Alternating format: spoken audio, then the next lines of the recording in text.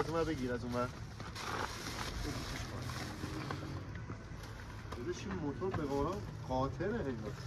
همه چی رو بار من کردی خب. الان چادره چیت خوابه. خریدا. تو رو برای چی آوردیم سفر؟ الان واسه اینا نمیاد اینا فاره میشه. اینا نریزا کل خورد و خوراک روزمونه. این اگه بیفته همه تخم مرغا رو توی سبد نمیچیدی. نه نمیریزم.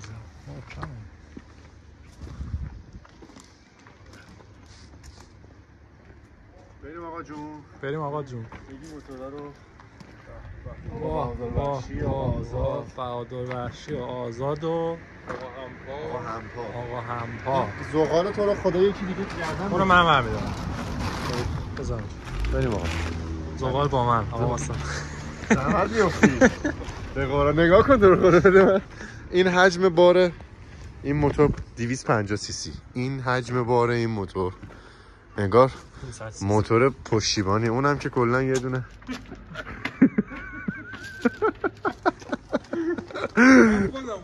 خب ما اومدیم بعد از کلی ماجرا که رامون ندادن.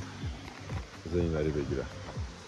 ما بعد از کلی ماجرا که رامون ندادن تو جنگل به خاطر اینکه وقت جفتگیری گوزناست و اینا دنبال جفتگیری و اینا، به خاطر همین ورود ممنوعه به جنگل.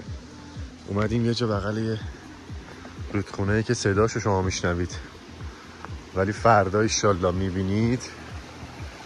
یه کمپ نقلی کوچولو زدیم و آقا امیرعلی و آقا امیر و آقا همپا و آقا بهادر وحشی و آقا آزاد که لباس کشیده رو خودش و آتیش نقلی هم اینجا جاش بود، رو همین روشن کردیم. فعلا زیاد معلوم نی ولی فردا حتما اینجا خیلی منظر جالبی خواهد داشت.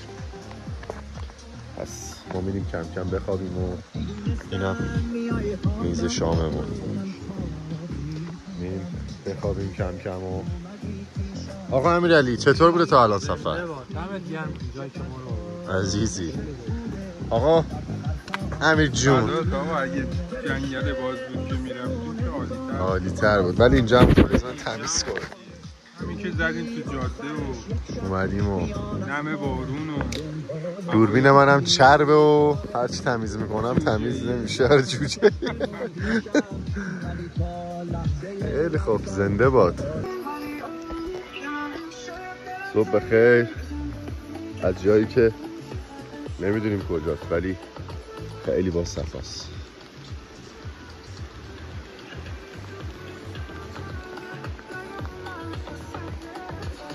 صبحونه ناوی هم داری میزنیم.